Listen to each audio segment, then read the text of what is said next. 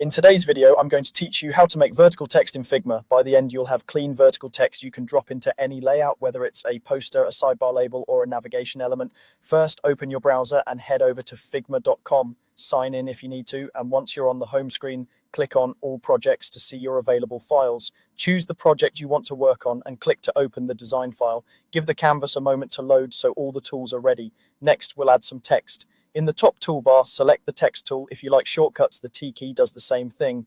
Click once on the canvas to place the text cursor and type the words you want to display vertically. Keep it simple for now. You can always refine the copy later.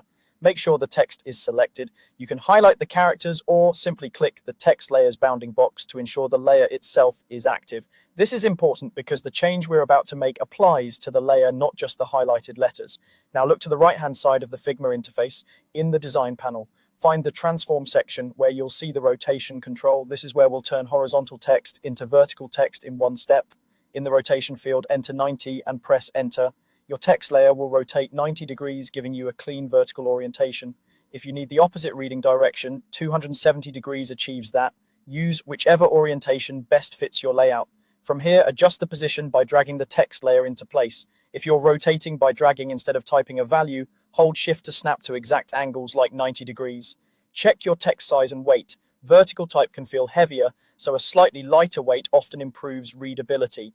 If the text box looks cramped after rotation, look at the text resizing setting in the same panel and consider auto width so the box hugs the text. You can also tweak line height if the letters feel too tight or too loose after rotating.